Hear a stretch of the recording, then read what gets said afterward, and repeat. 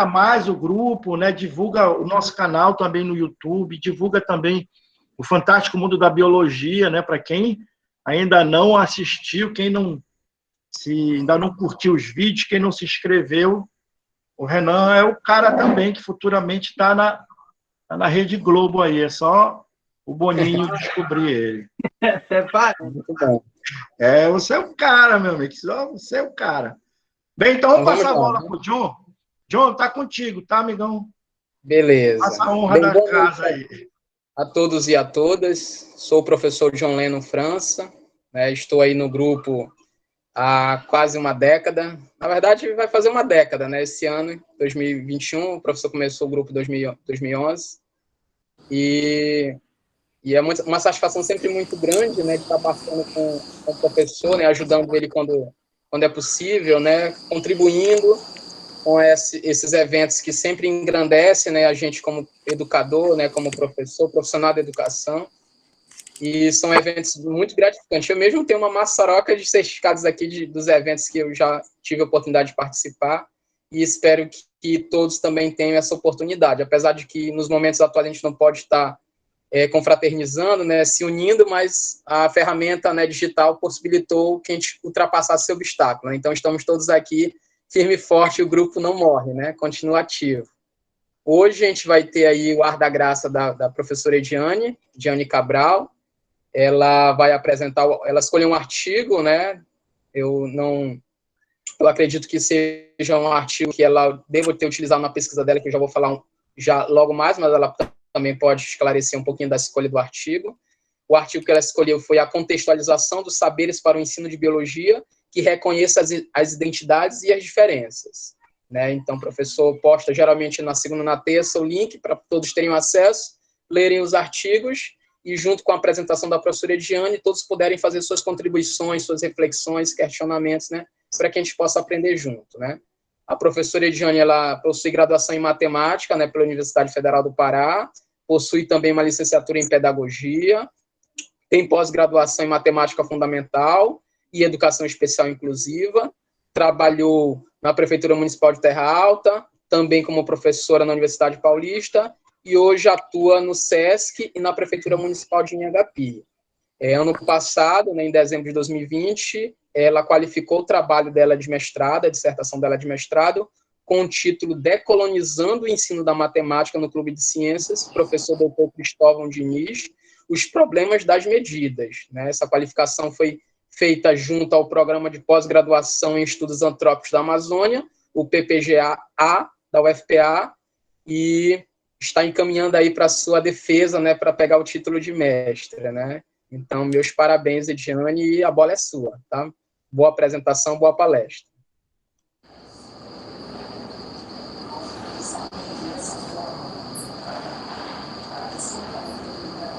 Ediane, indo?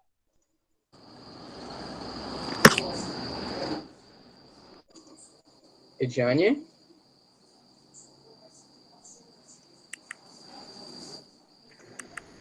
Não está saindo o som, Ediane. O microfone está aberto, mas não sei por que não está saindo. É bom reiniciar, sair da conversa, voltar, talvez resolva, né?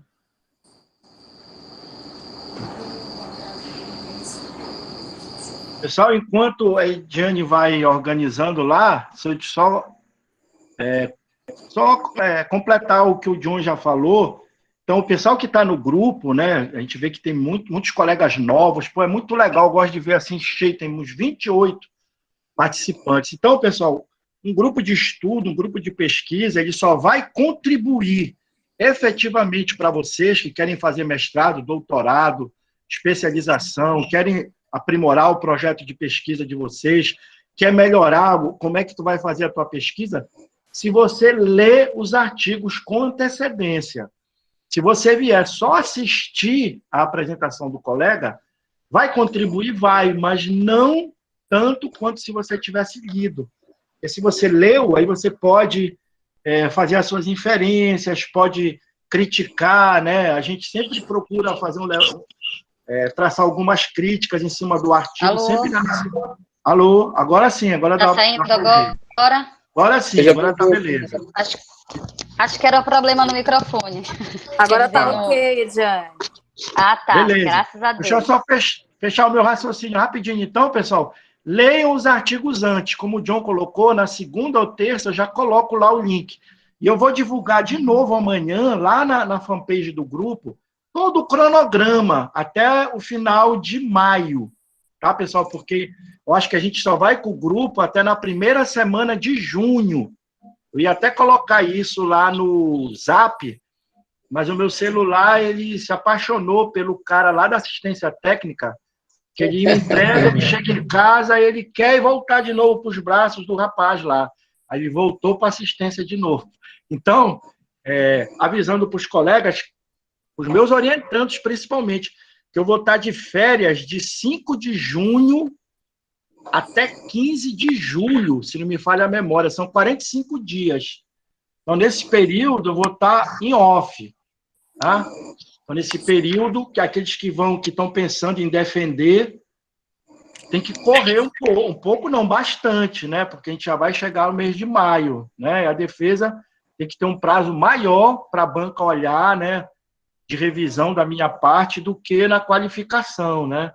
Tá? Então, mas amanhã, se Deus quiser, o celular, eu vou conseguir fazer com que ele se divorcie lá do rapaz lá da assistência, ele volta para minha mão e eu vou colocar todas as informações lá para você. Mas é a partir do dia 5 de junho, tá bem? Vamos lá, Ediane, tá contigo. Então, boa noite. Realmente a escolha do texto foi relacionada à minha pesquisa, porque quem pôde acompanhar a minha qualificação pôde perceber que eu trabalho a questão da decolonialidade na minha pesquisa, né? Então, esse texto, ele fala um pouco dessa decolonialidade, dessa desconstrução de conhecimentos, né? Então, por isso que eu escolhi ele. Relacionado ao tema da minha pesquisa, John, houve uma mudança em cima da hora. Então, o tema da minha pesquisa ficou investigando a decolonialidade nas interações constituída nas pesquisas realizadas no Clube de Ciência Professor Dr. Cristóvão Diniz. A gente fez essa mudança porque eu mudei também o foco da pesquisa, né? E aí, o texto que eu escolhi hoje, ele é um texto muito bom, a leitura dele é muito boa, e é um texto pequeno de 20 páginas, mas o conteúdo mesmo em si, ele só vai até as 15 páginas, o restante é mais referências bibliográficas, né? Então, é um texto muito bom de se trabalhar, né? Então, vamos lá. John, se porventura alguém levante a mão no meio da fala e quiser contribuir, você pode dar fala para eles, tá? Porque como eu vou colocar a apresentação, não vou ter acesso para visualizar quem está levantando a mão, tá bom? Tá, então sem problemas de interrupções, né? Para a galera interagir, Não, né? sem problema. A gente vai fazer uma discussão aqui. Não tem problema de alguém quiser contribuir no momento da minha fala, tá bom? Muito bom. Boa apresentação, Jane. Muito obrigada.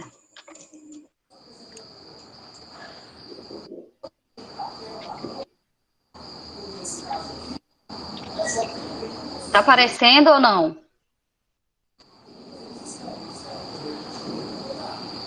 Ainda não. Pelo menos para mim ainda não. Aqui ainda não. Ainda não? Não. Vou tirar e colocar novamente.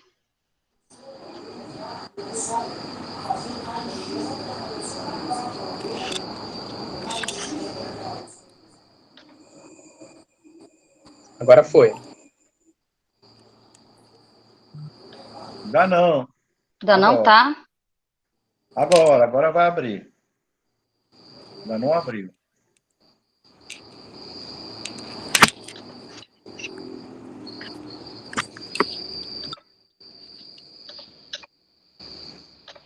Foi agora? Agora tá. Beleza. Tá. Então, boa noite novamente. O tema do artigo a ser discutido hoje é a contextualização dos saberes para a descolonização de um ensino de biologia que reconheça as diferenças que conheça as identidades e diferenças. Então, o autor desse texto é Nivaldo Aureliano Léo Neto e a apresentação Ediane Cabral. Então, a gente vai conhecer um pouco mais sobre o autor, né? Então, Nivaldo Aureliano Léo Neto, ele é licenciado e bacharel em Ciências Biológicas, mestrado em Ciências Sociais, mestrado em Educação, Cultura e Identidades, mestrado e doutorado em Ciências Biológicas, pós-doutorado na Universidade do Estado da Bahia, atuou como antropólogo em relatórios de delimitação territorial de comunidades quilombola nos estados de Paraíba e Bahia, para as respectivas superintendências regionais do INCRA. Suas áreas de atuação envolvem questões sobre povos indígenas e comunidades quilombolas, abordando aspectos de delimitação territorial, conflitos socioambientais, patrimônio, processos de ensino e aprendizagem, etnoecologia, formação de professoras e professores, elaboração de obras didáticas, estudos decoloniais. Atualmente, ele é professor substituto da Universidade Estadual do Ceará.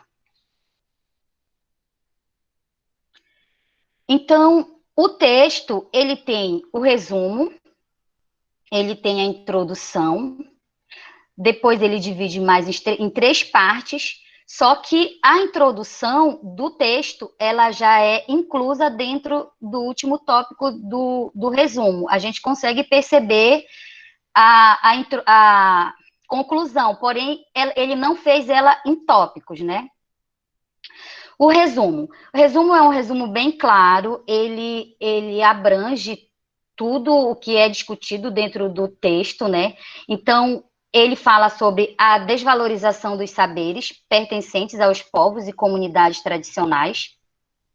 Então, essa desvalorização dos saberes, ela ocasiona, como ele cita no artigo, uma prática de violência epistêmica e social. O que seria essa violência epistêmica? Essa violência epistêmica seria ele não valorizar os conhecimentos daqueles povos tradicionais e daquelas comunidades, né?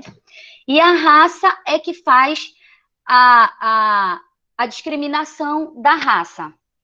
Então, essas relações assimétricas de poder, né, iniciam-se no processo de colonização e elas persistem até os dias atuais. Então, em algumas partes do artigo, eu não percebi que ele fez essa diferenciação entre colonialismo e colonialidade, né?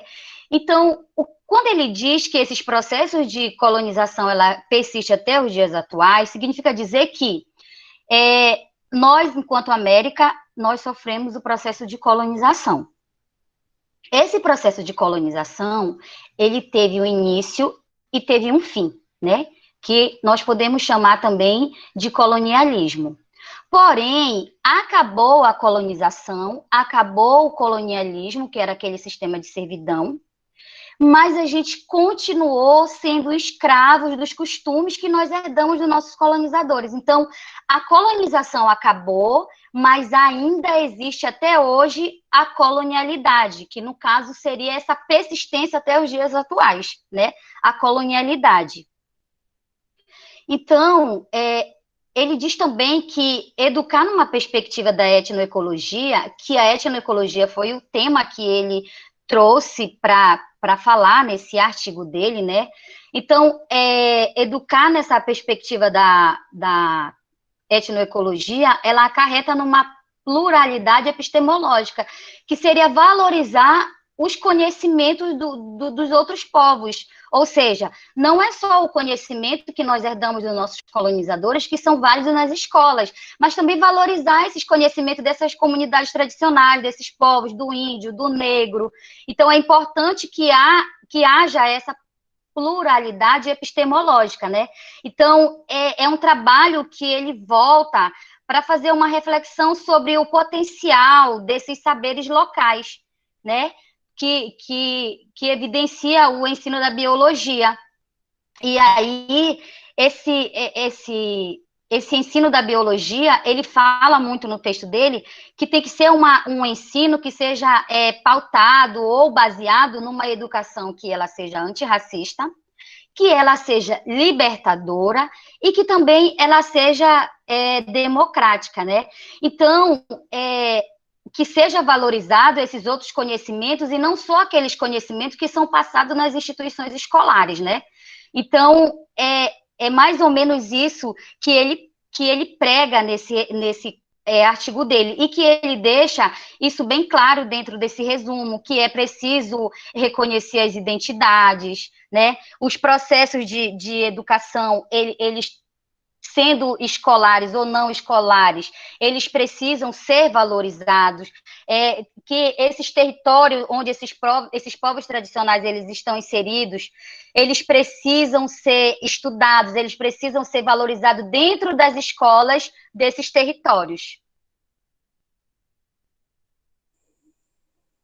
A introdução também...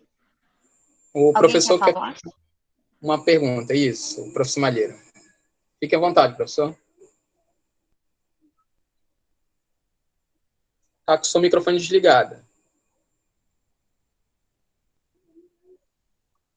Agora tá bom.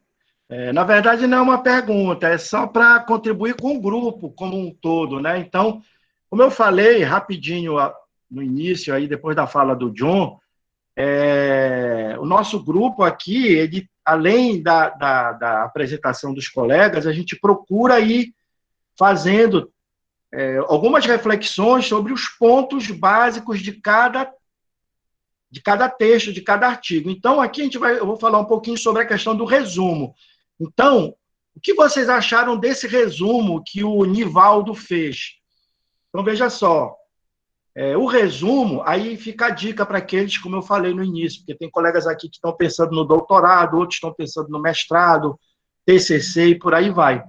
Então, se a gente olhar para um resumo, o básico de um resumo, claro que aqui o nosso comentário, pessoal, quem está no grupo chegando agora, nosso objetivo aqui não é desmerecer o artigo.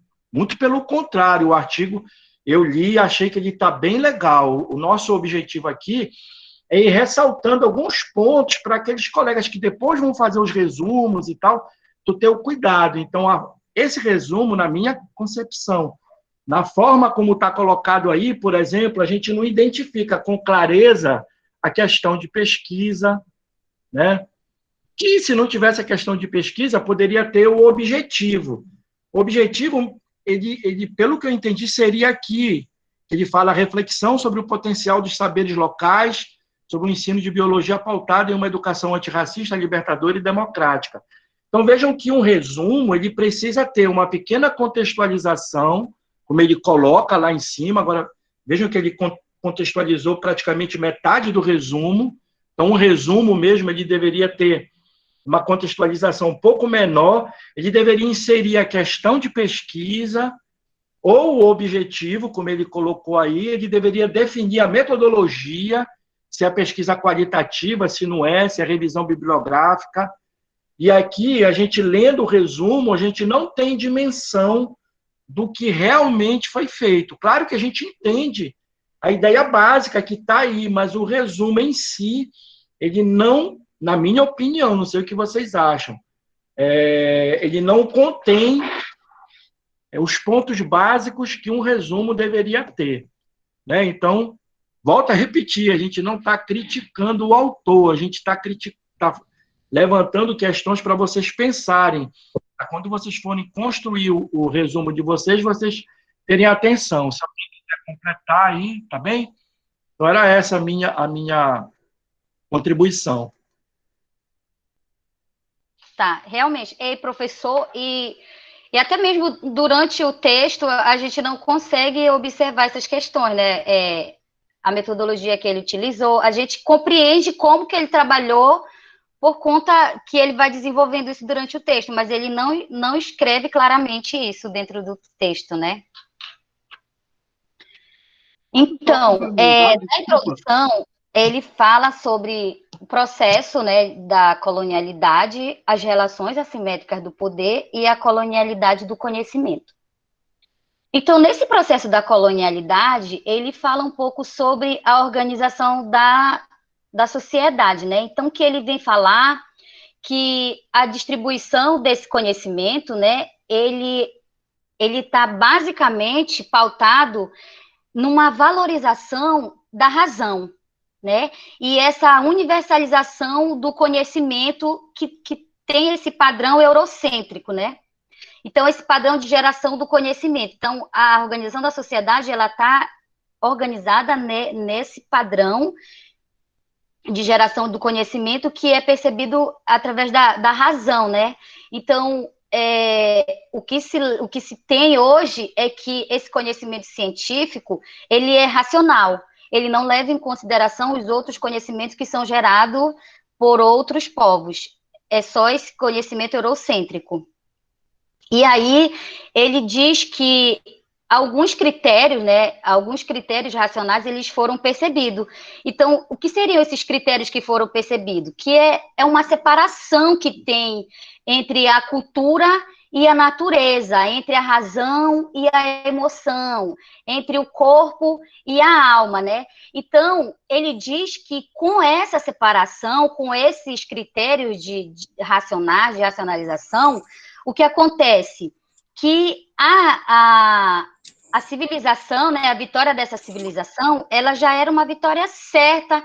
Por quê? Porque ela tinha a ciência para auxiliar ela, né? Então, a ciência, ela era o patamar mais alto, mais verdadeiro, e que acabava por criar esses critérios de conhecimento.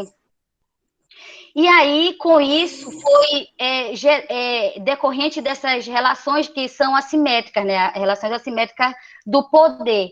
Então, essas relações de poder, elas geram uma certa subordinação de tradições de conhecimento. Então, essa subordinação, ele quer dizer que esses processos, né, de colonização, do encontro com o outro, eles não são valorizados. Esses conhecimentos, os conhecimentos tradicionais dos povos tradicionais, eles não são valorizados. Então, esses povos, eles ficam subordinados a esses conhecimentos racionais, que são introduzidos nas nossas escolas até hoje. E, com isso, gera essa violência epistêmica. O que seria essa violência epistêmica, né? É o fato de não considerar as outras formas de conhecimento, de não considerar as outras tradições de conhecimento, por considerar atrasada, por considerar primitiva. Então, isso acaba matando a cultura e esse conhecimento tradicional desses povos, né? Então, as distintas tradições do conhecimento, elas são separadas entre conhecimento científico e não científico. Ou seja, o que é conhecimento científico é valorizado. O que não é conhecimento científico, que é produzido por esses povos tradicionais, por essas comunidades, ele não é considerado conhecimento dentro das nossas escolas. Então, ele diz que as nossas escolas, elas precisam se decolonizar, né? Esse pensamento de que o conhecimento que os nossos alunos trazem para dentro da sala de aula não pode ser valorizado, essas histórias, ela precisa ser desmistificada, ela precisa ser reconstruída e desconstruída também, né? E aí, com isso, a gente gera uma colonialidade do conhecimento, né? Outra coisa, esse conhecimento, essas distintas tradições do conhecimento, ela gera o não reconhecimento da pluralidade cultural, né? Então, as identidades que tem dentro desses povos lá, elas não são valorizadas, ou seja, não tem uma relação entre a ciência, entre a cultura e entre a educação, já que esses conhecimentos, eles não são valorizados. Então, essas áreas, elas não conversam entre si, né? E aí, com isso, a gente tem a colonialidade do conhecimento. O que seria essa colonialidade do conhecimento? É uma colonialidade que ela acontece na perspectiva eurocêntrica. Como assim perspectiva eurocêntrica? Quer dizer que os nossos conhecimentos que nós temos até hoje, que é ensinado nas nossas escolas, que nós herdamos dos nossos colonizadores, eles são trabalhados na perspectiva da Europa. Por isso, conhecimento da perspectiva eurocêntrica, são os conhecimentos eurocentrados, né? Então, esses conhecimentos, eles não levam em consideração a realidade do aluno, né? Já que são conhecimentos que são impostos pelas políticas educacionais, para os professores, e eles trabalham dentro das suas salas de aula esse conhecimento, sem levar em consideração a realidade do aluno, numa perspectiva eurocêntrica, né? E, com isso, há essa classificação social, né? Essa classificação social, principalmente, se trabalha a questão da raça, né? O conhecimento que se trabalha dentro da sala de aula é aquele conhecimento dos brancos, né?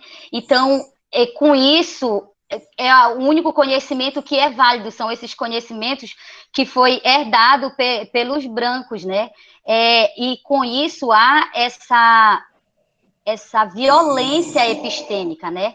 Que ela perpassa essas relações sociais e que, às vezes, ela tá cheia de racismo e de outras formas de discriminação, seja ela de gênero, seja ela de orientação sexual, seja ela de ideologia, entre as diversas formas. Então, essa classificação social, ela acaba gerando essa violência e essas formas de discriminação, de racismo, né?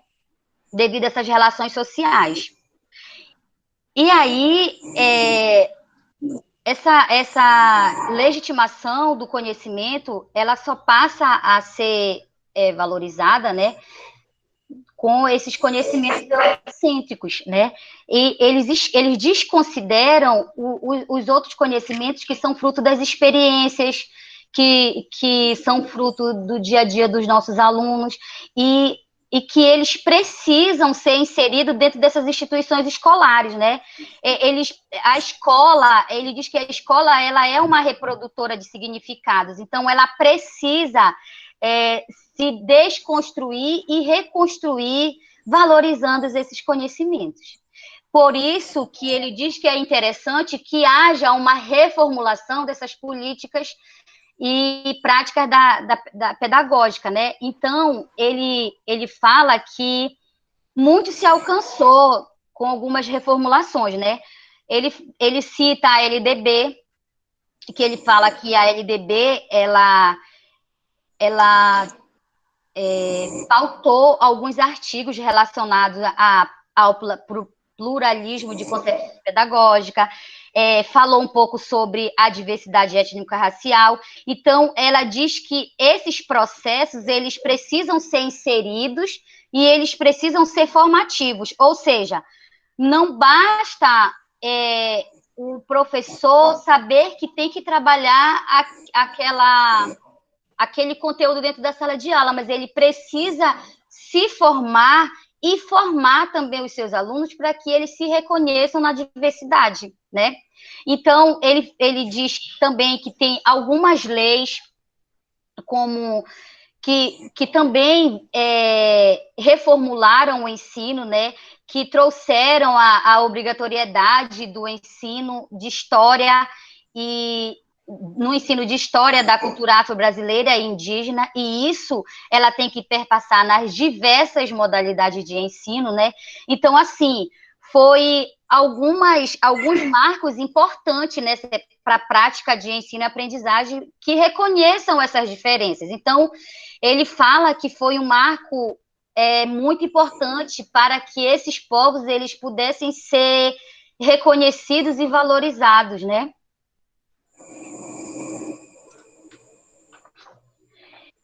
E Jane, aí... Oi. O Renan queria falar um pouquinho. Pode falar, Renan. Estão me ouvindo? Estamos sim. Sim. É que eu estou meio apanhando aqui um pouco hoje eu estou acessando por outro lugar. Eu queria comentar, vou aproveitar e comentar duas coisas, então. Uma que eu Por ia favor. comentar, na verdade, era do resumo, né? E acabou que passou da questão, assim, eu não... Quem sou eu, né, para falar qualquer coisa, porque estou me iniciando ainda nesse meio de escrita e tal, mas eu sou um interessado, assim, né? Então eu leio bastante e tal nesse sentido. Mas a questão do resumo, né, pelo que eu vejo também, ele é crucial, né, como o professor falou, e quanto mais informação, né, quanto mais completa ele tiver, mais fácil, né, de ele ser, por exemplo, aceito, porque quando o resumo é a primeira coisa e muitas vezes até a única que é lida, né? E se o resumo não está ali contando o trabalho em si, e aí com isso não mostra tanta relevância, digamos assim, talvez a leitura dele nem continue, né, para ser aceito numa revista e tal, né? O professor João pode até confirmar ou não, né? É isso que eu estou falando. Vocês estão me ouvindo? Estamos. Perdi aqui, Tá sim, Renan. Esse negócio de estar me ouvindo é complicado, né? Tô apanhando aqui. Então, assim, isso era uma das coisas que eu ia falar, né? Essa questão do resumo. Então, tá um pouco aqui fora até de hora, né? Não sei se o professor quer complementar alguma coisa. A Willa também levantou a mão. E a outra é sobre essa questão racial no ensino, né? Não só racial, todo esse preconceito. E aí eu queria também falar uma coisinha. Aí eu não sei se alguém quer complementar alguma coisa disso que eu falei do resumo, senão eu já emendo aqui. Não, do resumo, que está completamente correto, Renan. Você pontuou bem. O resumo, principalmente nas revistas do extrato A da CAPES, né? Se o resumo não está bem construído, eles barram logo. Assim como eles barram quando o artigo está fora da norma da revista. Agora, há pouco tempo, eles orientando os meus mandados, e eles nem leram o artigo. Eles excluíram só porque ele não estava de acordo com a norma da revista. Então, muito bem, tá? Foi bem pontuado por você. Assina embaixo. Aí só complementando, eu fiz uma disciplina, né, sobre a aprendizagem baseada em projetos, só que a ideia era justamente produzir um artigo. Então, a gente teve que estudar bastante sobre a produção de artigo, né? E aí, inclusive, uma recomendação, assim, antes de você pode ter já a ideia, né, do artigo e tal, mas uma das coisas uma recomendação é que você veja em qual revista você quer publicar, e aí você já escreve o artigo com base, né, levando em conta o template, as ideias e outros artigos da própria revista, né?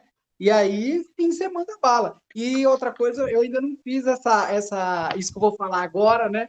Mas a questão de não também achar que, lógico, não é fácil, mas não pensar assim, puta, não vou mandar para aquela porque aquela é uma qualizar A1, A2, então não vou mandar porque é difícil. Vou mandar aqui para um AB aqui que é mais fácil.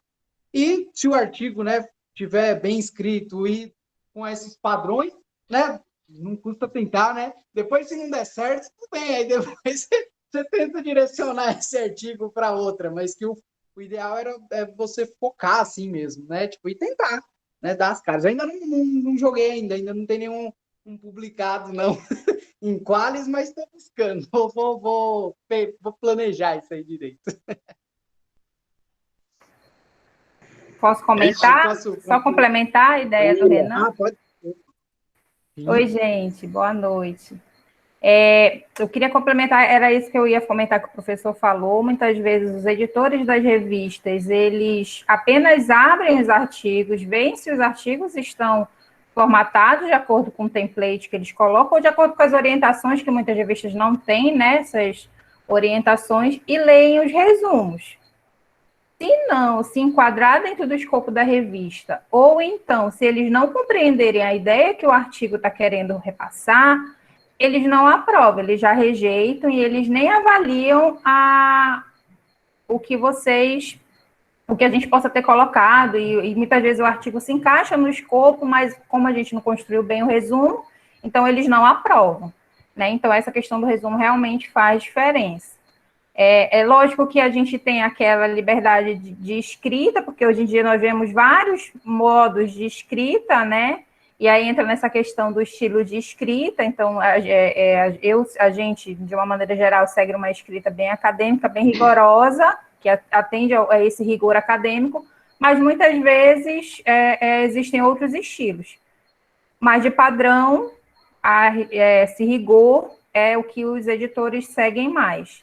Concordo com o Renan, que aí a gente pode ir fazendo essa conversa, que tem a questão de não ter medo de enviar para revistas. Já perdi vários artigos bons que eu enviei para revistas B2, e eu olhando hoje em dia, eu penso, nossa, por que eu enviei para essa revista? Por que eu não enviei para uma outra com qualis maior? Porque a gente fica com receio desse artigo não ser aprovado. Mas como o professor Malheiro diz, né, o não a gente já tem, então bora tentar um sim, porque é comum acontecer.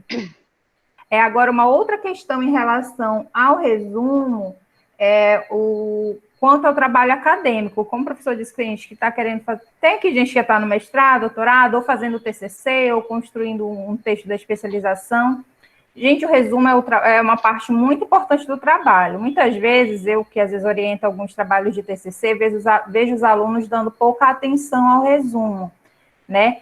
Eles querem fazer logo, a primeira coisa que aparece no texto, uma das primeiras coisas que aparece no texto é a primeira coisa que eles querem fazer. Na verdade, o resumo é uma das últimas coisas que a gente faz, né? Então, e às vezes é dado pouca atenção para o resumo. Só que esse resumo ele é muito importante. Por quê? Quando uma pessoa quiser ler a tua pesquisa, quiser conhecer um pouquinho mais sobre pesquisa de uma maneira geral, que fala da temática do texto que você escreveu, ela vai aonde? Ela vai fazer pesquisas pelas palavras-chave, e aí essas palavras-chave vão estar ligadas ao teu resumo, e ela vai fazer a leitura do teu resumo. Então, se o teu texto não estiver bem colocado, trazendo, elencando os principais elementos, e todo estando completo, como o Renan falou, né? Aí ele vai dificultar a leitura para as outras pessoas. Então, eu costumo escrever sempre pensando uma dica que o professor sempre dava. Pensa na pessoa que está lendo, porque a gente conhece a nossa pesquisa, mas a pessoa que está lendo, ela não conhece. Será que ela vai conseguir compreender a tua pesquisa a partir do resumo que tu está colocando? A gente tem sempre que pensar na leitura que o outro está colocando. Então, era mais ou menos isso que eu queria colocar. Obrigada. E uma coisa que eu faço, complementando, eu dou para duas pessoas que não tem nada a ver da área lerem também. Eu peço para minha esposa, ela ler, que ela é da gastronomia, e minha mãe, que ela é professora, ela já se aposentou, era professora também, que é de letras, então eu não tem nada a ver, né, com a minha área normalmente. Minha mãe ainda é um pouco da educação, mas é uma visão que é de uma pessoa que não tem base nenhuma, né? E aí ali também você consegue saber se está claro ou não, né? É isso mesmo. Se a gente tem a dúvida, pede para outra pessoa ler, aí ela diz se ela entendeu ou não. Porque tá tudo na nossa cabeça, né? A gente acha que tá claro como, né? E tá claro como um breu, na realidade. Muitas vezes. Gente, desculpa, acho que eu falo demais, né? Melhor. Mas eu só então sobre a questão então desse artigo em si, né? Que eu fiz um trabalho e foi a primeira publicaçãozinha que eu consegui, foi para um simpósio, né? E eu fiz um trabalho interdisciplinar com bioética, eu fiz de bioética, né? Com a disciplina de ética na onde eu trabalho. E a gente pegou justamente a questão, eu trabalhei com vídeo, né? Da série Black Mirror, que chama Engenharia Reversa, que ele mostra, não sei se vocês já assistiram, eu recomendo, depois até posso passar o artigo, se vocês, né, podem dar uma olhada. Nada assim muito, né? Não precisa, não tá lá a maior maravilha do mundo, mas assim, a ideia é bem legal, né? É da nossa percepção, né? Da minha percepção diante dessa atividade.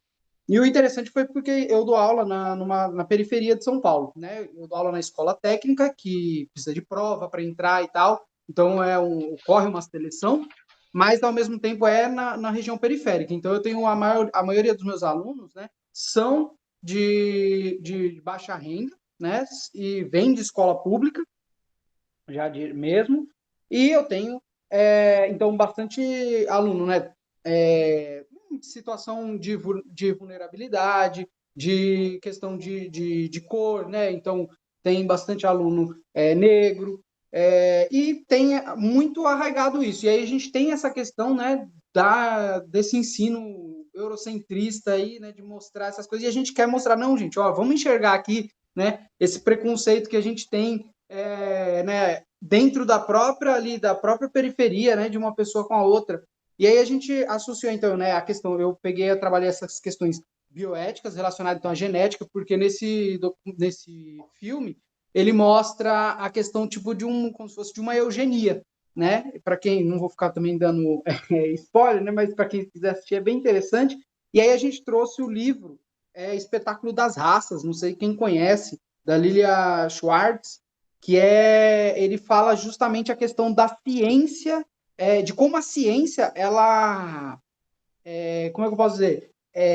Reiterava mesmo, sabe? Reforçava a questão de preconceitos na década de 50, não, começo do século passado, não lembro exatamente um período que ela pega, e ela trabalha isso e mostra, por exemplo, o formato do crânio, o formato do nariz, e obviamente todas essas. E aí era, por exemplo, sinal de que a pessoa tinha uma predisposição a ter instintos violentos, de ser um criminoso e blá blá, e toda essa questão, né? E isso era comprovado cientificamente. Então, né, nesse ponto que mostra, né, que só o que é científico é aceito. E aí, olha isso, né? A gente tem um científico que está lá, é cientificamente aprovado, tido como verdade, só que na realidade era simplesmente para reforçar o preconceito, né? É óbvio, né? Por que as pessoas que estão mais. Então, você ia na cadeia, qual que era o perfil das pessoas da cadeia? Ué, óbvio, né? Toda essa que o perfil vai ser um perfil de pessoas que tem, né, o rosto são traços negros. Por quê? Ué, por causa do histórico que a gente tem, né? Como foi a nossa abolição da escravatura. E foi muito legal, porque hoje eu tive essa discussão em uma aula, né? Eu acho que quando a coisa flui assim, né? Quando você vai fazendo as coisas, elas vão, parece, conspirando e entrando no meio, né? Eu estava dando uma aula e uma aluna levantou a questão, mudando até um pouco, desculpa até, né, se eu estou saindo muito, mas a questão da vacina, que ela até colocou, né, a fonte, mas aí a gente não conseguiu ver, a internet estava horrível, o Teams estava uma porcaria, mas de que 2/3 da população vacinada até agora no Brasil são de pessoas brancas, né? Só que a maior parte da população, na realidade, né, não é branca. E aí ela até levantou essa discussão, né, esse ponto.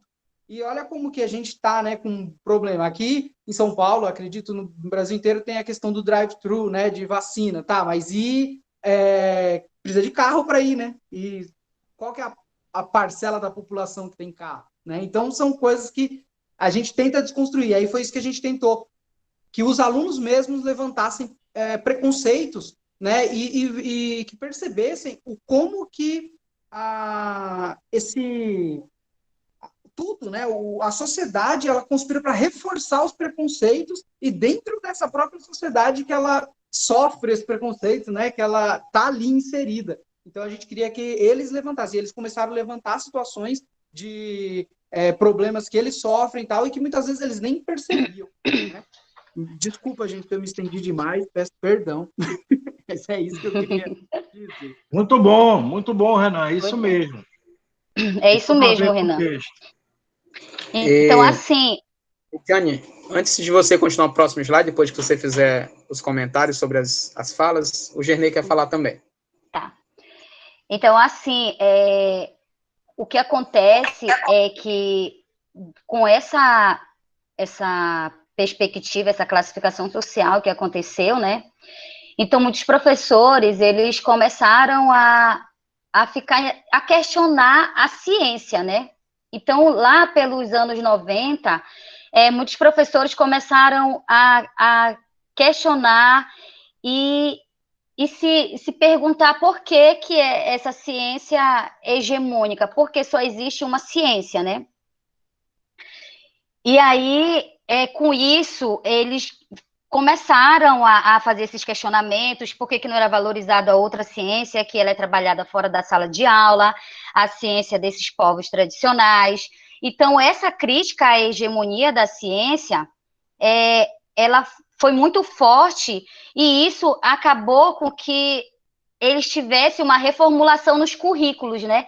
Então, eles tiveram essa reformulação também das políticas pedagógicas, né? Dessas políticas públicas educacionais. E foi aí que a lei de 96, ela teve uma atenção a essa diversidade étnico-racial, e logo depois a obrigatoriedade do ensino de história, cultura e afro-brasileira, né? Então, se não fosse esses professores, esse questionamento da hegemonia da ciência, talvez até hoje esses temas não teriam sido implementados nos nossos currículos das escolas, né? Então, essa questão que você levantou, Renan, sobre a população negra não ter sido, a população branca superar a população negra em termos de vacina, tá aí, é um dado que eu não sabia, né? Não sei nem opinar em relação a isso, né? A questão dos resumos, foi muito boa a colocação tua, do professor João Malheiro e da Willa. Então, eu tenho um texto, eu tenho um livro aqui em casa que durante as disciplinas do mestrado, um professor passou para a gente. Então, ele é um texto muito bom, que ele elenca todos os pontos que um bom resumo deve ter.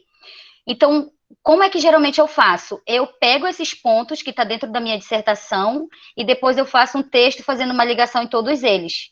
Então, tem funcionado, né? É uma parte, assim, que eu achei para me ajudar, até porque eu estava vindo das áreas específicas da matemática. Então, no curso de graduação de matemática, a gente não sabe nem o que é artigo. Se falar, a gente não sabe o que é artigo no curso de matemática, a gente só vê números praticamente os 4 anos. Então, é muito difícil. Eu já fui começar a trabalhar a questão de fazer artigo quando eu estava no curso de pedagogia, mas também foi muito timidamente, né? Então, isso eu já fui começar a trabalhar nos cursos de pós-graduação. Foi quando eu comecei a ver mais, a ter professores que me ensinaram, mas durante a graduação, para mim, foi mesmo complicado. John, quer comentar alguma coisa? Quem era que queria comentar? Olá, desculpa, sou eu, Tânia. Não, é que vocês... Desculpa, é só um comentário. É sobre a questão da vacinação, né? Que a maioria é da população branca, né? Que foi colocado pelo colega. Mas é porque a gente está com... Na verdade, a maioria da nossa população não é branca, a gente sabe disso. Só que os grupos que foram vacinados, eles são, sim, constituídos de maioria branca. Se a gente for pensar na área da saúde, a maioria é branca. Então, isso gera, no caso, esse tipo de percepção. Mas, ao longo da vacinação geral, talvez e provavelmente a gente vai ter uma mudança nos grupos, né, que estão sendo vacinados. Agora, com a escassez e os grupos que foram vacinados, a gente vai ter, sim, uma maioria populacional vacinada branca, porque se a gente for pensar, por exemplo, a área de saúde e medicina, poucos negros são médicos, né? É uma realidade alarmante, mas essa é a realidade que a gente tem. Então, as faculdades de medicina são predominantemente brancas. E aí a gente vai ter que a área da saúde foi uma área que foi a primeira a ser vacinada, então a gente vai ter uma população, nesse caso, a branca sendo mais vacinada, né? É só isso, é desse momento, mas isso é um retrato desse momento. Boa colocação. Quem era mais que queria falar, John? Era o Genê. Tem a mão aqui, já tem o John não gosta de a mão para cima. Próxima vez eu vou levar uma bandeira, né, aqui, bem grandona. Eu vou pedir pro Meet fazer a bandeira exclusiva pra gente. Eu tô brincando, assim, olha. Eu cumprimento a professora Ediane, né, já foi amiga de trabalho, já durante vários anos, e fico muito feliz em ver onde a senhora chegou, professora. Saudades dos nossos papos pessoalmente, né? Deixa passar essa pandemia aí. Então, corroborando com a fala desde quando o professor Malheiro lá já vinha fazendo os comentários sobre a questão do resumo, de uma boa introdução bem construída para um trabalho científico, para uma publicação, a fala do Renan, da professora Willa também, no grupo de estudo a gente aprende mesmo com o professor Malheiro que o não a gente já tem, né? Então a gente precisa correr atrás do sim. Eu já recebi tantos nãos aqui no bairro, em outros estados, até fora do país, por conta de resumo mal escritos. Alguns congressos que eu fui, por exemplo, a nível internacional, que a gente tentou fazer alguma publicação, levar alguma coisa, nas primeiras tentativas que a gente fez, isso eu narro a minha experiência, eu recebi não. Por quê? Por conta de escrever sem esse exercício aí que a galera falava, mas é o que Sclia chama de alteridade, que é tu te colocar no lugar do outro. Não é fácil. É da nossa cultura a gente ter o hábito da escrita. Quando eu tive pela África, fazendo alguma análise ali pelo Marrocos, eu andei, foram 2 países, e ao Marrocos e a Albânia, a gente percebe que eles não têm essa cultura do registro. Ou seja, porque eles estão em outro continente, mas nós, que somos ocidentais, a gente escreve pra caramba, a gente precisa registrar. E quando a gente faz e participa dessa cultura do registro, de ter que escrever, anotar aqui e ali, tu precisa, quando tu vai escrever para o outro, te colocar no lugar do outro. É isso aí que entra o discurso da alteridade. É tu pensar em escrever de uma forma que o outro possa ler. O Renan disse que dá para a esposa dele, que é da gastronomia, ler. Mas é bom a gente procurar alguém da nossa área, perturbar algum amigo ali que já está, por exemplo, com uma pós na tua frente, ou alguém que esteja lá na graduação, para ver se tem uma leitura. Esse texto que a Ediane está discutindo, eu confesso, não tive o tempo para lê-lo totalmente, mas assim, ele é de uma linguagem coloquial e para mim tinha passado batido, apesar do que a gente já escreveu por aí, do que a gente vem tentando, dando murro em ponta de faca, traçando às vezes percursos com equívocos, mas a gente vem tentando fazer ciência nesse chão difícil desse país e por onde a gente viaja por aí. Então, eu penso que às vezes tu recebe um não, então, como eu mesmo me enquadro, por erro de percurso a gente não chega onde já deveria estar, por conta de um resumo mal escrito ou de uma não estruturação da qual a gente precisa escrever para que seja aceito e enxergado pelos orientadores ou pela banca que está ali naquele momento. Então, é muito, muito indispensável a gente fazer essa troca, esse feedback com alguém. Pedir para que um amigo possa ler, que seja da área ou não, para que a gente possa... Então, a minha fala nesse sentido era para poder corroborar também, porque se a gente deixasse para o final, talvez ficasse um tanto quanto mais solto, mas agradecer a professora Ediane que está trabalhando com uma metodologia diferenciada, que a gente pode ir fazendo essas pausas e fazendo as contribuições.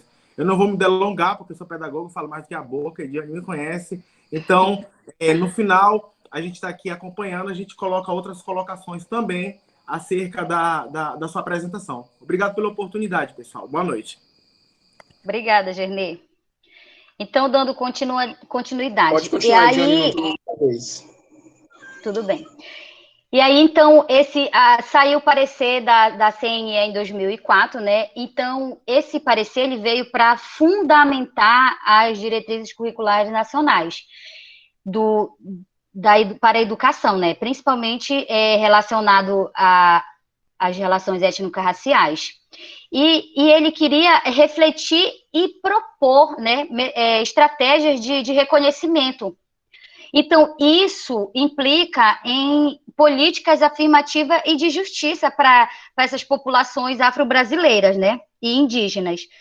E aí, com esse parecer, o autor ele colocou algumas questões, né, para pensar. Mas como tais normativas jurídicas podem ser contextualizadas para o ensino de ciências e biologia, né? Reconhecendo a pluralidade cultural existente no território brasileiro, qual a contribuição do ensino de ciências e biologia para as práticas educativas atentas à diversidade e ao reconhecimento das identidades?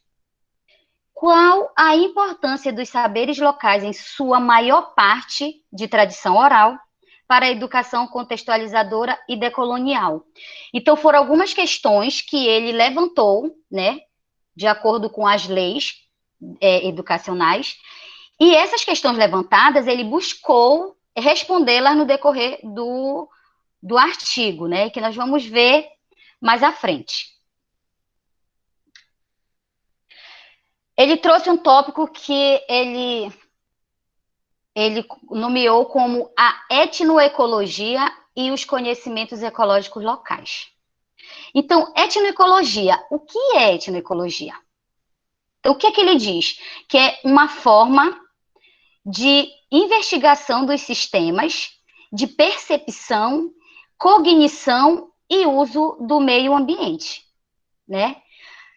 E não pode ignorar os fundamentos históricos e políticos. Então, por exemplo, é uma forma, é uma proposta, né? É uma proposta que ela envolve a distribuição do acesso e do poder aos sistemas de conhecimentos, que são resultantes da ação com o meio ambiente, né? Então, é uma forma que tem de se trabalhar o meio ambiente, né? Perceber a ação do homem no meio ambiente, na verdade, que seriam esses conhecimentos ecológicos locais, o conhecimento dessas populações e o engajamento que eles têm com o meio ambiente, né?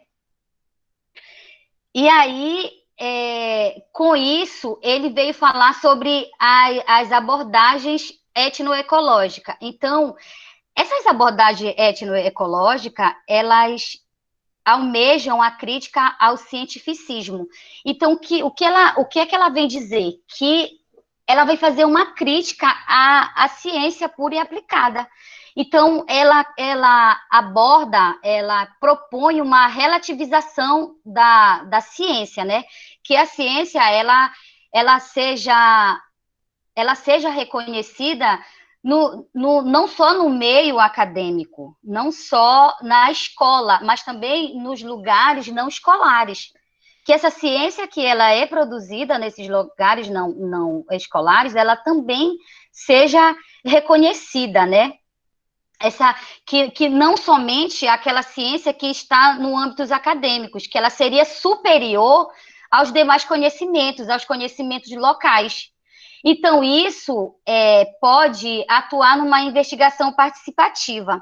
Então, o que ele diz que essa investigação participativa, ela contribui para a revalorização das culturas que foram historicamente marginalizadas, porque ela vai fazer com que essas culturas, elas participam dessa investigação, né? E essas relações que são traçadas desses conhecimentos científicos, desses conhecimentos tradicionais, eles precisam ser muito bem trabalhados para que os alunos e também até os professores, eles possam compreender o agir sobre o mundo, né? Que perceba que essa ciência, ela não é uma ciência pura e acabada, não, que ela é uma ciência aberta, que ela é uma ciência inacabada e que ela está se refazendo constantemente, né? Esses saberes locais, eles geram uma percepção e uma interação com o meio ambiente. Então, aqui no texto, ele traz alguns exemplos dessa interação, dessa percepção e interação com o meio ambiente. Então, ele traz as atividades de caças, né, entre os indígenas. Então, o que ele diz? Que os índios, ao participarem dessas atividades de caça, eles sabem exatamente o período ideal para caça, o espaço onde esses animais vão estar, a alimentação que esses animais têm e em qual momento esses animais eles vão estar de acordo com a alimentação dele. Por exemplo, eles vão fazer uma caça hoje, mas de acordo com o tempo, eles vão saber se aquele animal ele vai estar numa determinada mediação territorial, porque nessa mediação é onde se encontra a alimentação daqueles animais. Então, eles vão para lá em busca de alimento. Então, lá é a forma mais fácil que tem deles conseguirem alguma caça, né? Então, eles conhecem, eles têm uma relação de intimidade com o meio ambiente, né? Então, isso uma percepção do meio ambiente. Então, para isso, ele chama de etnoecologia, né? Essa relação íntima que os indígenas eles têm com o meio ambiente, conhecendo os animais, conhecendo os espaços onde esses animais vão estar, as folhas que esses animais, ou sementes que esses animais se alimentam. Então, tudo isso eles vão saber de acordo com os conhecimentos locais deles, né? Então, isso é conhecimento, isso é ciência que não é valorizada, né? Outro exemplo que ele traz é os conhecimentos relativos às plantas e às ervas, né? Então, que são utilizadas nos rituais de candomblé. Então, ele diz que essas ervas, elas têm um papel muito importante, né? E que as pessoas que trabalham com essas ervas para esses rituais, eles valorizam muito, eles sabem tudo relacionado às folhas, às raízes e às flores das plantas. Então, ele é um conhecimento sobre essas propriedades das plantas medicinais que eles têm, e muitos deles, eles fazem o cultivo dessas plantas em terreiros. Muitas vezes, esses terreiros, eles envolvem uma criação, né, de um quintal agroecológico. Então, ele diz que muitos desses terreiros, eles funcionam dentro da zona urbana. O que acontece que esses quintais agroecológicos, onde acontece esse cultivo das plantas medicinais, ela pode formar um ecossistema para a cidade, né? Então, isso é muito importante. Então, a etnoecologia, ela é importante de acordo com esses conhecimentos ecológicos locais desses povos. Então, acaba que esses conhecimentos, eles são os conhecimentos científicos que foram gerados da relação deles com a natureza. E aí ele fala que todos esses conhecimentos desses povos tradicionais acabam fazendo com que se tenha um arcabouço epistêmico, ou seja, essa aprendizagem que é feita pela coletividade, né, pelos indivíduos daquele espaço. Esses acontecimentos, eles vão fazendo com que eles tenham um arcabouço epistêmico, e que esse conhecimento epistêmico deles não pode ser desvalorizado, porque é um conhecimento muito importante, um conhecimento até científico, só que tradicional, né? Que acontece fora do espaço escolar. Mas, às vezes, esses registros, né, esses conhecimentos que acontecem nesse espaço não escolar, não institucionalizado, ele não é valorizado, né? E que ele diz que esses conhecimentos eles precisam ser contextualizados para o ensino de ciências, né? E que esse ensino de ciências e biologia, ele leve em consideração as realidades locais e que permitam essa reflexão dos temas transversais nesses contextos do índio, do negro, né, dos rituais que acontecem na comunidade negra, até na comunidade indígena, desses cultos que eles têm. Então, tem que se valorizar esses conhecimentos. Ele diz também que algumas dessas comunidades, principalmente nos rituais religiosos, eles têm um respeito pela natureza. Então, tem algumas partes onde acontecem esses rituais, aquela natureza, aquela mata lá, ela tem que ser preservada. Por quê? Porque lá vive os deuses deles, né?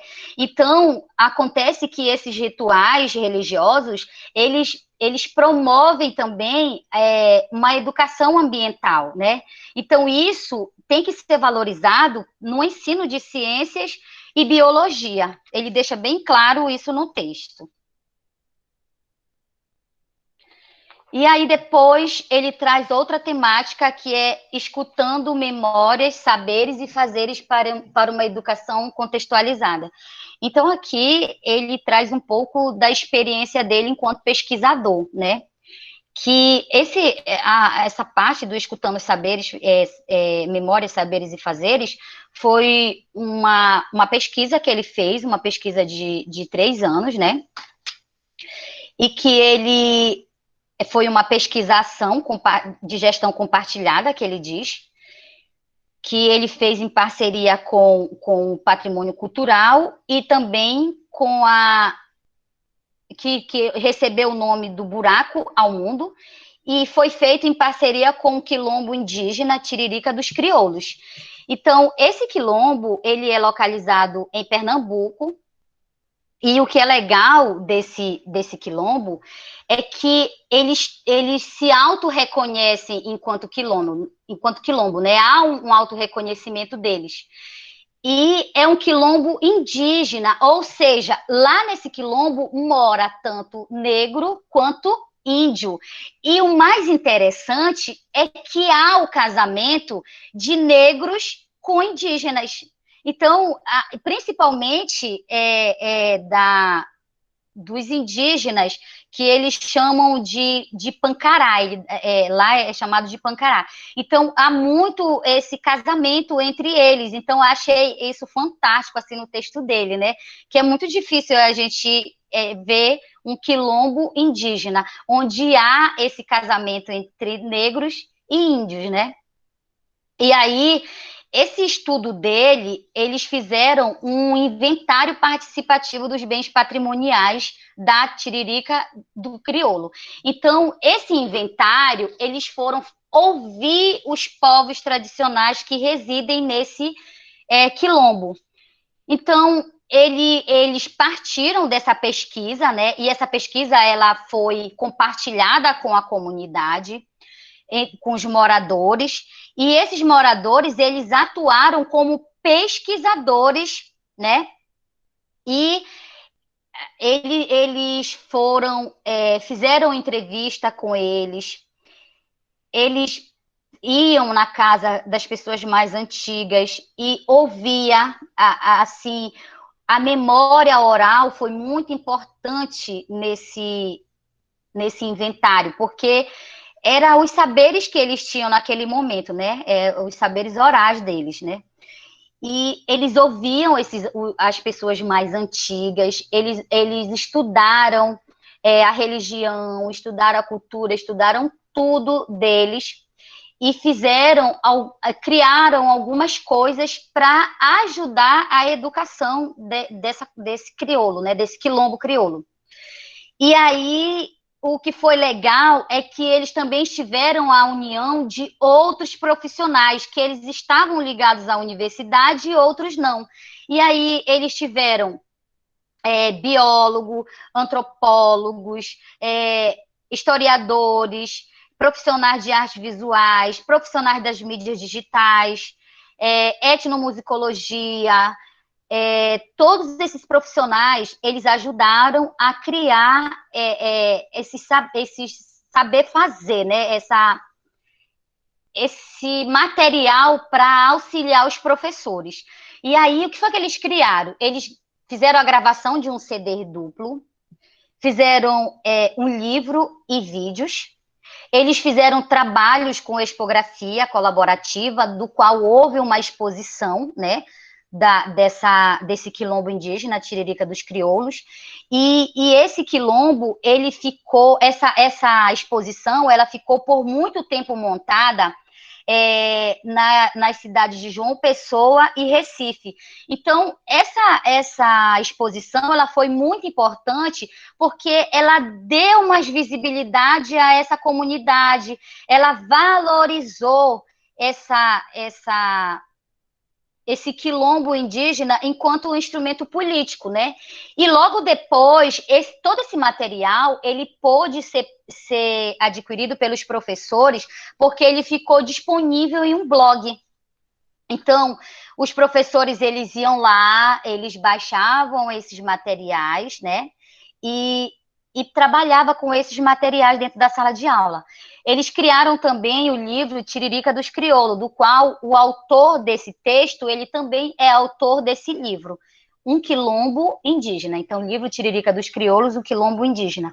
Então, esse livro, ele ficou muito visado dentro dessa comunidade, porque ele buscou contribuir positivamente para a educação desses povos tradicionais, né? Ele teve uma política educacional específica para aquela população. E também eles disponibilizaram esse material para outros professores que não faziam parte daquela comunidade, mas que eles também poderiam trabalhar dentro da sala de aula, né? Então, ampliou, na verdade, as possibilidades dos temas relacionados à cultura e à história afro-brasileira e indígena. Tudo isso dentro de um único livro. Então, a existência desse material e legitimação de outras tradições de conhecimento. O que acontece? Que esses professores que trabalham dentro dessas escolas locais, Tiririca dos Crioulos, eles puderam contemplar em suas aulas, né, tanto de história, quanto de geografia, quanto de português, quanto de matemática, biologia, ciência, todas essas disciplinas, elas puderam ser trabalhadas de acordo com o que se tinha sobre cultura, sobre a história afro-brasileira e sobre o indígena dentro desse livro. Eles puderam pegar esses conhecimentos e trabalhar dentro da sala de aula como os conteúdos curriculares que são exigidos, né? Que tem que se trabalhar a memória da comunidade. Então, dentro desse material foi importante porque fez com que pudesse reconhecer essa educação, né? E essa educação, esse material, ele foi feito de forma coletiva, né? Do conhecimento dessa comunidade. Então, o sujeito, quando ele vai para dentro da sala de aula e ele tem contato com esse material, ele começa a se identificar dentro daquele material, né? Ele começa a valorizar os conhecimentos dele, ele começa a se auto-reconhecer enquanto quilombo indígena, porque os alunos que estão dentro da sala de aula, eles também fizeram parte dessa produção do conhecimento. Teve, em alguns momentos, os professores trabalharam dentro da sala de aula produção de material para exposição. Então, os alunos, eles puderam fazer, nas aulas de artes, fazer desenhos de quadros que representassem a sua realidade. Então, dentro desses desenhos, eles tiveram paisagem da Caatinga, que é da realidade deles. Então, dentro desses desenhos, eles representaram a realidade deles. Então, as crianças também participaram da formulação, da produção desses saberes, né?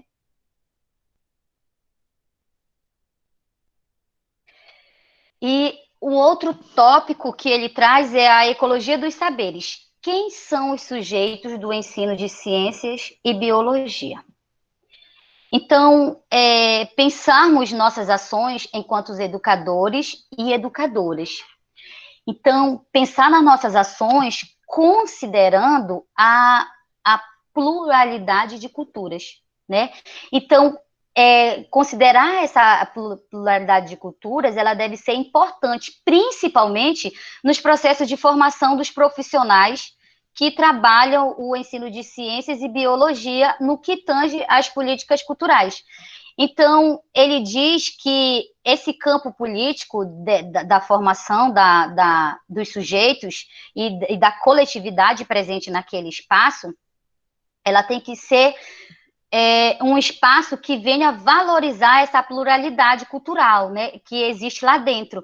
Então, para isso, é preciso que nós, enquanto educadores, nós precisamos nos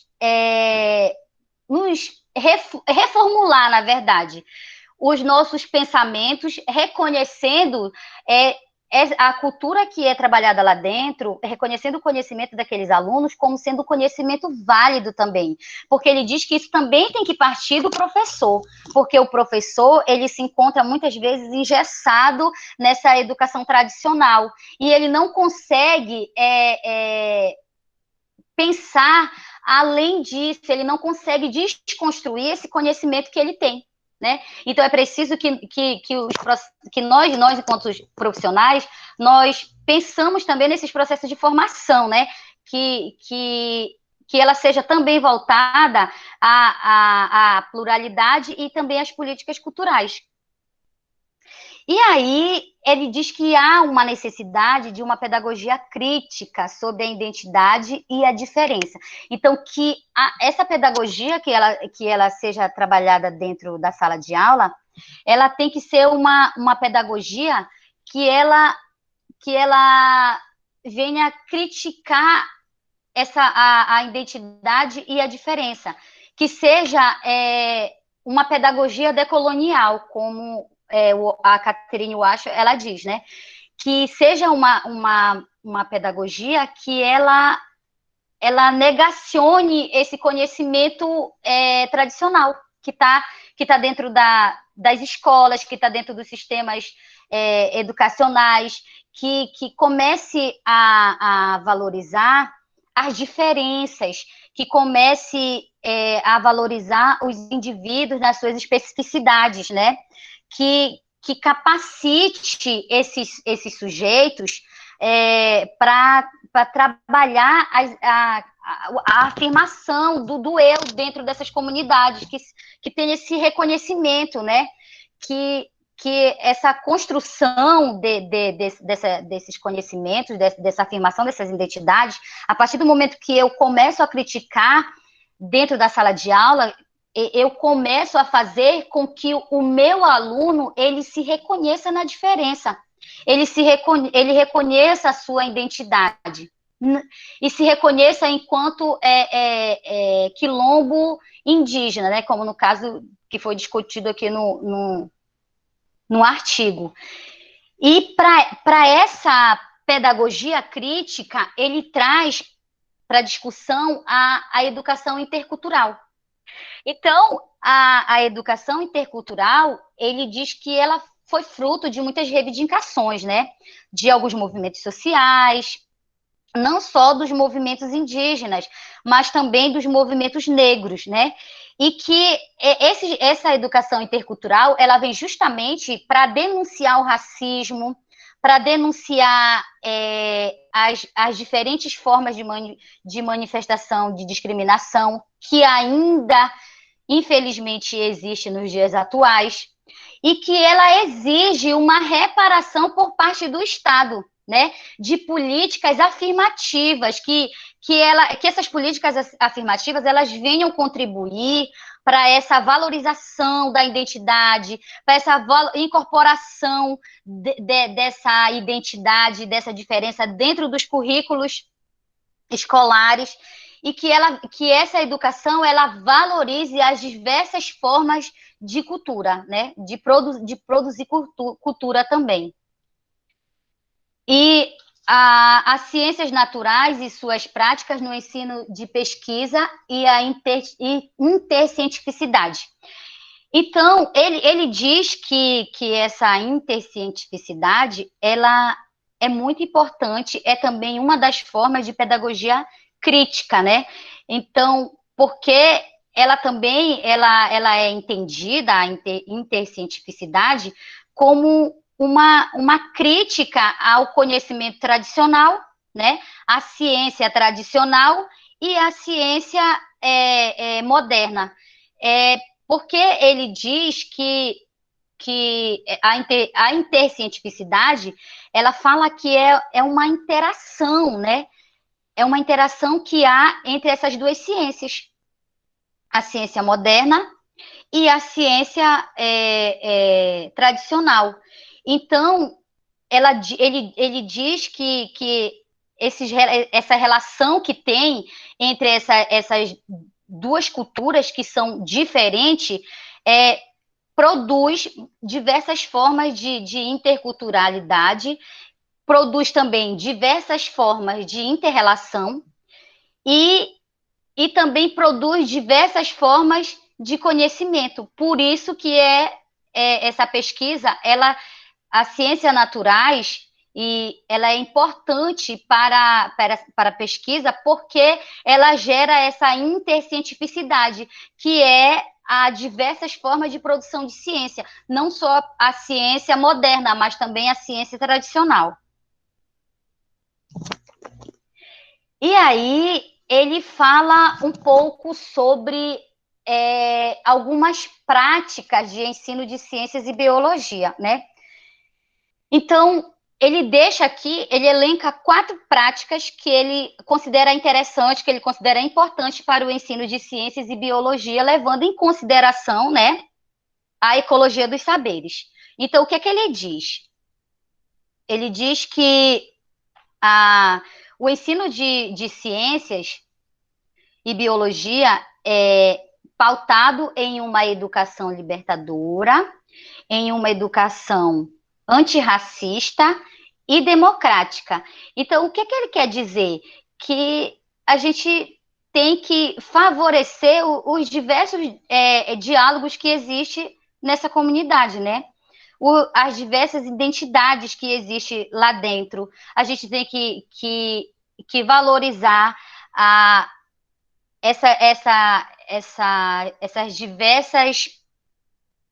esses diversas epistêmios que são geradas lá dentro, né?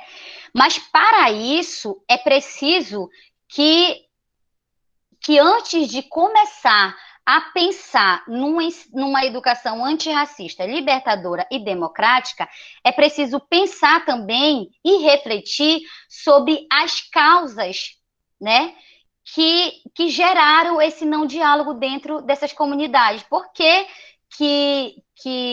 não se tinha um diálogo dessas epistemes, né? Por que essas epistemes não eram valorizados e causaram racismo e causaram discriminação, entre outros. Então, antes de se pensar nesse ciências de biologia, é preciso também refletir sobre as causas de que houve esse não diálogo, né? Por que não era valorizada esses diversos conhecimentos. É preciso pensar também nas relações, né? Nas relações étnico-raciais, nas relações sociais, nessas relações pedagógicas e também nos procedimentos de ensino que são oferecidos, né? Então, eu preciso pensar também na prática de como trabalhar essa educação dentro da sala de aula, né? De como incluir esses conteúdos dentro da sala de aula. Que condições é oferecida para que se trabalhe essa aprendizagem desta forma, né? Ele também elenca a valorização dos saberes locais e o reconhecimento das identidades para as práticas educativas. Então, o que ele fala? Que ao se relacionar, né, o pedagógico e o decolonial, ampliamos alguns conhecimentos, alguns entendimentos em relação aos atos de educar, né? Então, esses conhecimentos, eles são pautados a partir das práticas, estratégias e metodologias que constituem a resistência e oposição, né? Então, esses saberes locais, eles precisam ser valorizados, porque esses saberes locais, eles marcam um fato histórico de resistência, um fato histórico de oposição aos conhecimentos que são eurocentrados, né? É um saber que ele é insurgente, é um saber de resistência, que esses conhecimentos, eles começam a ser valorizados dentro da sala de aula como práticas educativas. Então, são conhecimentos de resistência, né? Então, é preciso que esses conhecimentos, eles sejam valorizados dentro da sala de aula. Ele elenca também a necessária contextualização e a relação inextricável entre ciências e culturas. Então, ele diz que o exercício de contextualização, ele tem que ser primordial, né? Ele tem que sempre existir dentro das práticas educativas, e aos conhecimentos dos alunos. Por quê? Porque eles podem fornecer a esses alunos e também aos professores caminhos de uma aprendizagem que seja significativa, né? E uma das formas de contextualizar essa educação no ensino de ciência é o caso da abordagem etnoecológica. Então, a etnoecologia, ela é uma forma de contextualização dos conhecimentos locais, desses saberes locais no ensino de ciências e de biologia, que vai trabalhar essa relação entre ciências e cultura. E uma outra prática que ele elenca é a educação como proposta dialética de redescobertas através da pesquisa de si. Então, o que é que ele diz? Que esse reconhecimento, né, essa proposta dialética é aquela proposta da discussão dentro dessas comunidades, desses saberes locais, dessa pesquisa. E essa dialética que acontece dentro dessa comunidade, ela pode trabalhar o reconhecimento de outras epistemologias que não sejam só as epistemologias modernas, as epistemologias eurocentradas, né?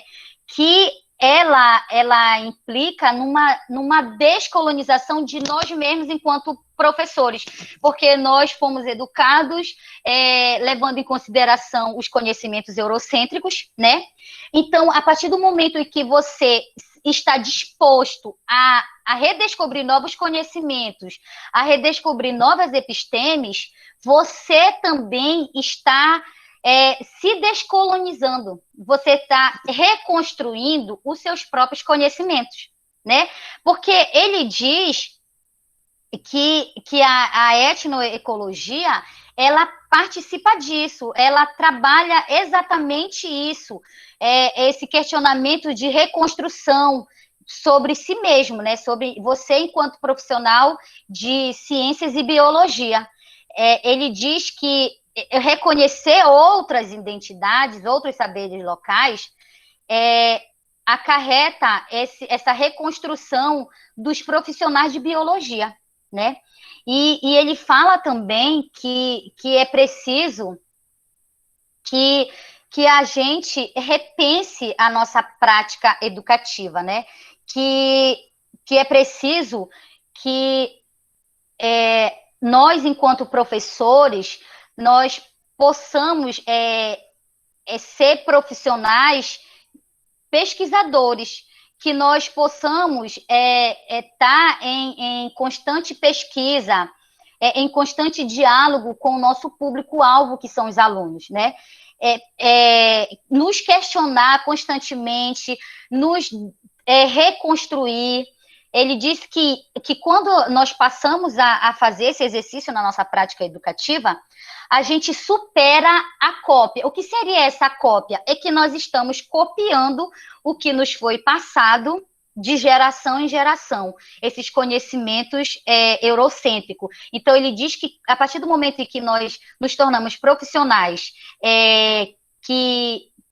pesquisadores, que estamos constantemente nos descobrindo, nos reconstruindo, a gente supera essa cópia e nós transformamos tanto nós, enquanto professores, quanto os alunos em sujeitos pesquisadores, que o aluno ele passa a ser formador do seu próprio conhecimento, né? Que ele deixe de ser apenas aquele objeto dentro da sala de aula, ele comece a ser um sujeito, um pesquisador, um sujeito que questiona. Então, ele diz que esse exercício na nossa prática educativa, ela é muito importante para a educação, não só a educação de ciências e biologia, mas as demais áreas do conhecimento, né?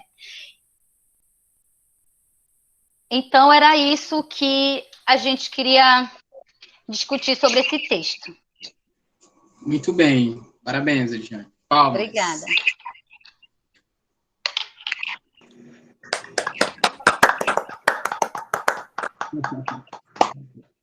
Muito bem. Pessoal, temos 15 minutos para algumas inferências, algumas perguntas, contribuições ao trabalho da apresentação da Ediane. Quem puder falar agora, levanta a mão, coloca no chat. Senão a gente dá prosseguimento e encerramento da atividade de hoje, né? Se ninguém tiver mais o que falar.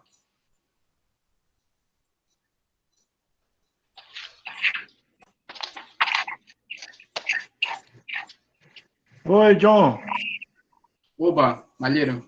Oi, Diane. Parabéns pela professor. apresentação. Obrigada.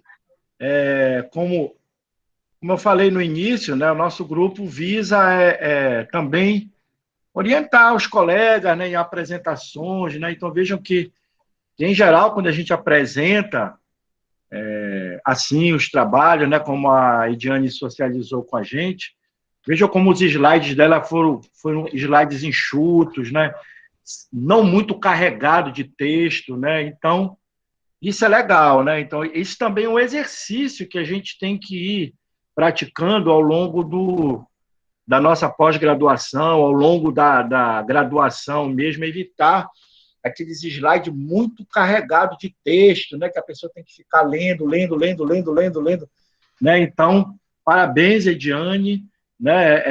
Esse tipo de apresentação é legal, e claro que isso aí a gente vai construindo ao longo da apresentação. Não estou querendo dizer que não deve, não é proibido. Não é proibido. A ideia é que você possa ter uns slides pouco carregados e que você possa ir vendo os tópicos e discorrendo sobre eles, como a Ediane colocou muito bem, né, na apresentação de hoje. Bem, quanto ao texto, realmente o texto, apesar dos probleminhas que a gente identificou, né, mas ele é um texto bem... Eu acho legal quando ele vai colocando, né, essas questões de como trabalhar, como foram trabalhados, né, os conteúdos, né. E aí eu sempre fico aqui, enquanto biólogo, né, se bem que eu estou bem afastado lá da biologia, né, eu estou mais na área do ensino, né, eu sempre digo, se me chamassem hoje para ir dar aula no ensino médio, né, eu ia ter que revirar aqui para... Claro que eu dei aula de todos esses conteúdos, eu só ia ter que me atualizar, né? Assim, em termos de informação. Então, por exemplo, se eu fosse trabalhar dentro dessa perspectiva que o autor coloca aí, eu ia ter que me virar para trabalhar, porque a minha formação, né, não foi... Me formei final da década de 80, né? Então, claro que eu ia precisar estar fazendo uma boa revisão mesmo de toda a literatura. Mas eu penso que também os biólogos que formados mais recentemente também iam ter dificuldade, né? Porque boa parte dos cursos de licenciatura em biologia, eles não têm esse olhar, né, assim, mais específico, né, para as comunidades, né, para atender o que essas comunidades vêm discutindo, o que elas realizam. Então, isso, assim como não é... Assim como eu penso, né, não estou afirmando, mas eu penso que é difícil o biólogo formado hoje, mas eu penso que o pessoal da química, da física, da matemática, todo mundo ia ter dificuldade, né? Então a gente ia ter que se desafiar, né, para trabalhar dentro dessa perspectiva que o autor bem coloca aí, né? E que é uma necessidade urgente, né, da gente trabalhar. Então vai ser um exercício que cada um de nós tem que ter. Porque nenhuma faculdade, nenhum curso de licenciatura vai te deixar 100% pronto para te ir para o mercado de trabalho. Então, esse que fazer, né, como tu vais fazer, a gente vai aprendendo ao longo do tempo, né? E a gente tem que se sentir desafiado para fazer, porque é urgente que a gente faça isso, né? Mas, mais uma vez, parabéns para a Ediane aí pela forma como apresentou. Todo mundo percebeu que ela conhece bastante, né, a temática, né, e a gente está muito já ansioso para ver o desfecho da pesquisa dela, né, para a gente poder já pensar nas publicações, né. Verdade.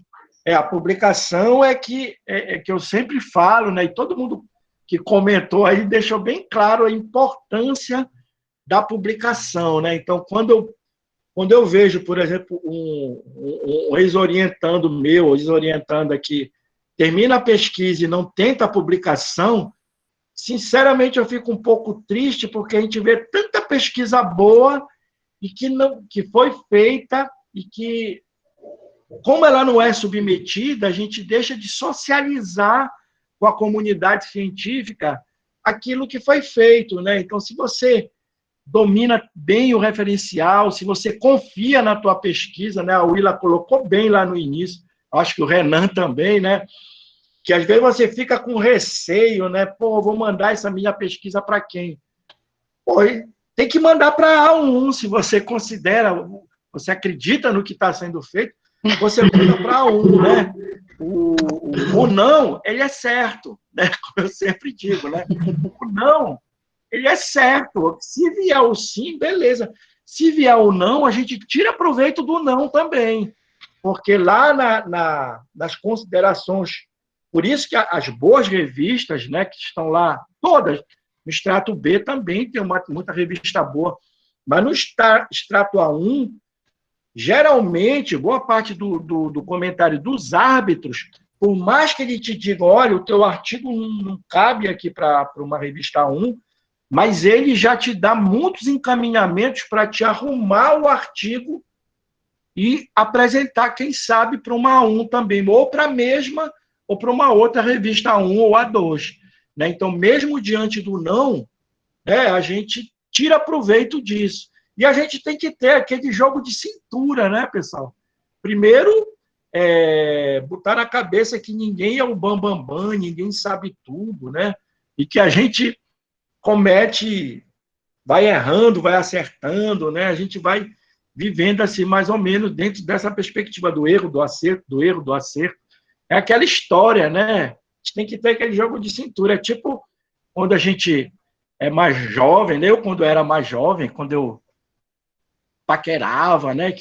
Agora eu tô parado, né? Eu tô com a minha esposa já há 30 anos, já enrolei a bandeira da cantada, né? Mas aí eu me lembro, passava a menina, eu dizia aí, você é uma pessoa bonita, é isso, é aquilo.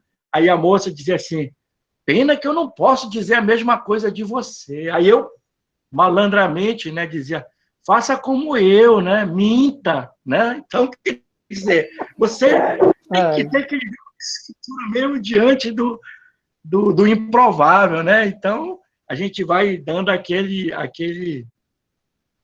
caqueado, né, como a gente diz aqui no norte. Então, mais uma vez, parabéns aí, Diane. Não sei se mais alguém quer comentar. Já são... Na próxima trabalho numa escola quilombola, né, aqui em Angapi. Então, eu acho muito incrível lá que não tem essa aceitação deles enquanto quilombo, né? A aceitação deles é quando eles precisam de alguma política afirmativa que beneficiam. Então, por exemplo, quando é para prestar o vestibular aquele vestibular da UFPA, que é específico para quilombolas, né? Mas, assim, eu não vejo essa identidade deles dentro da comunidade. E também não é trabalhado isso dentro da comunidade. Até mesmo os livros didáticos, que tem os livros didáticos específicos para a educação do campo, lá não tem, são os livros didáticos normais. Então, eu acho isso muito, muito estranho, né? O fato de não ter de não trabalhar essa identidade dentro da sala de aula. Então, eu sempre estou levando esses textos, fazendo essas discussões. Então, tem crianças que elas não se reconhecem quanto negras, né? Então, não tem esse reconhecimento, e isso me incomodava bastante.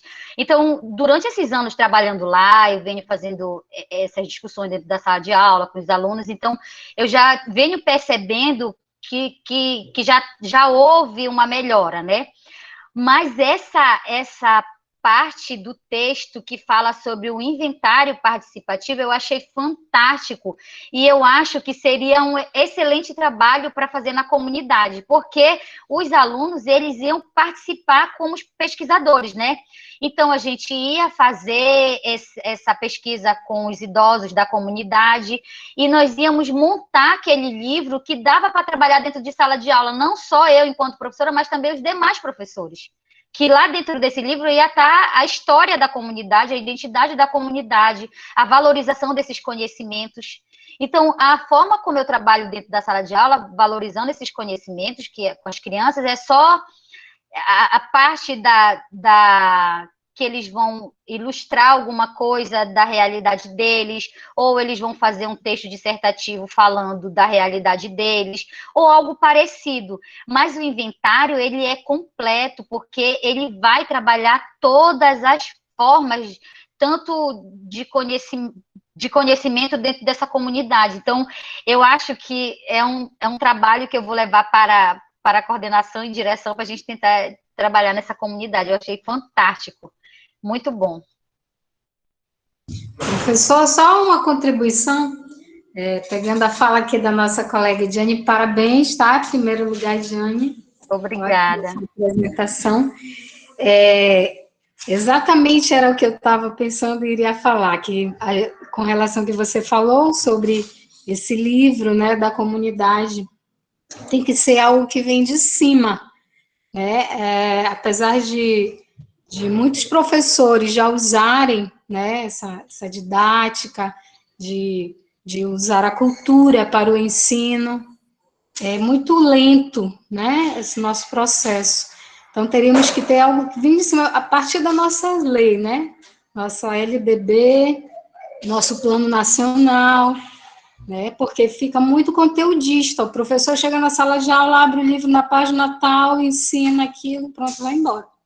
Então, eu tive muitos problemas com relação à sala de aula, porque quando a gente vai implantar a nossa cultura, você vai falar da cultura paraense, que você vai falar dos nossos profissionais, eles já se recusam, né? Os próprios alunos se recusam, eles não querem, eles querem o que é atrativo para eles, o que está na mídia, né? Então, o internacional é mais atraente. A Joelma veio, né? E trouxe muito dos nossos carimbós, muito da nossa tradição para os alunos, e isso fez com que na música, né, fosse inserido um pouco mais, eles passassem a ter um conhecimento um pouco do pinduca, né? Se tu vai falar de pinduca, eles não sabem, eles conhecem a música porque a Joelma canta, mas eles não conhecem quem é o pinduca. Então, são tradições, né, o nosso saber, é a nossa cultura que a gente tenta passar, mas é como eu falei, ela é lenta. Por quê? Porque só de baixo para cima a gente alcança alguns, mas tem que vir de cima para baixo, né? Então, precisa mudar muita coisa no Brasil, partindo do plano nacional. Ok? Obrigada. Era isso. Tudo bem. Acredito que não deva ter nenhuma outra fala. Se quiser fazer mais uma contribuição, Ediane, para eu tomar ali para encerrarmos. Mais ninguém, pessoal? Então, mais uma vez, agradecer a Ediane, agradecer ao John Leno, né? Que, como sempre, dá um show aí na mediação, né? O cara é o cara, né? Então, agradecer ao John pela ajuda, a Ediane também. Notícia triste é que na próxima quarta-feira é feriado, né? Então, a gente... se bem que parece que é feriado todo dia, né? Que a gente fica dentro de casa mesmo, né? Então, feriado... Esse feriado tudinho, eu vou falar com o deputado aí para ver se junta esses feriados, enquanto tiver a pandemia. Depois que terminar a pandemia, que todo mundo começar a voltar a trabalhar, aí a gente computa esses feriados todinho, né? E aí, depois, quando voltar para trabalhar. Eu lembro, no início da pandemia, tinha muitos professores, funcionário público, né? Que eu só via os avisos lá da Progep aqui da UFPA, o cara tinha tirado as férias, aí como entrou a pandemia e tinha marcado as férias no sistema, né? E como entrou a pandemia, o que é que os caras fizeram? Vai ficar em casa, então eu vou cancelar minhas férias. E aí eles tentavam cancelar e não conseguiam, né? Porque eles queriam deixar as férias para depois que as coisas voltassem, né, ao normal. Agora não, agora a UFPA acabou com a... Acho que não, a UFPA acho que é o serviço público de um modo geral. Então, você marcou as férias, tem que usufruir daquelas férias, né? Então poderia pegar esses feriados aí para a gente fazer depois que tudo voltar ao normal. Então, na outra quarta não vai ter, eu já botei aí no chat o texto da próximo encontro, acho que é dia 28, quem vai apresentar é a Marinalva, tá bem? E aí, pessoal, mais uma vez, agradecer a todos que participaram. Eu gostaria que os colegas que estão participando procurassem participar da reunião, entrasse mais cedo, né? Porque tem colega entrando quase 8 horas, 15 para as 8, né? Então já perdeu metade da discussão, tá bem? Então, acho que é só, se ninguém mais tiver nada para falar. Chegou a hora da gente bater a foto, né? Quem quiser aparecer na foto, pode abrir a câmera, não esquecendo de dar uma passadinha lá no canal do Fantástico Mundo da Biologia do Renan, dá uma passadinha no canal também do grupo de estudo, formação de professores de ciências. Não esqueçam de ir no Facebook, né? Não esqueçam, pessoal, que os colegas vão ser certificados. Eu dou uma olhada lá, dou uma olhada no Facebook, dá para ver quem é que entra para curtir, quem é que entra para compartilhar. Então, tem muitos colegas que estão participando regularmente das reuniões, mas não estão atendendo o nosso pedido para ir lá curtir, compartilhar. Então, isso é importante, pessoal. Isso não é para o malheiro, não, tá? Porque às vezes o cara pode pensar que é o malheiro. O malheiro já dobrou o cabo da Boa Esperança, já passou pelo cabo das Tormentas, já está enxergando as Índias, né? Daqui a alguns anos, ninguém sabe quantos, né? Então, isso é para vocês, né? É para vocês, para dar visibilidade para o nosso grupo, né? Porque o grupo é que é importante, né? O malheiro só está aqui de passagem, né? Eu espero futuramente que alguém assuma esses comandos aí, tá bom? Vamos bater a foto, todo mundo lindo, bonito. Bora. X. Aê! Deixa eu ver se ficou bacana aqui. Ô, professor, então, na semana que vem, então, não vai ter, né? Dia 21 não vai ter. Tá, aí na próxima, o senhor quer que faça a transmissão lá no Seria YouTube? muito legal. Seria muito bacana. Tá, joia. Tá bom? Então eu vou programar para isso, para a gente colocar as próximas também. Beleza, então, pessoal. Valeu. Tudo de bom para vocês. Obrigado aí, valeu. Tá, parabéns, Ediane. Boa noite a todos. John. Parabéns, Ediane. Tá, fica com o Papai do Céu. Tchau. Obrigada Boa noite, a todos. pessoal. Valeu, Ediane. Boa Parabéns. noite. Tchau. Vamos.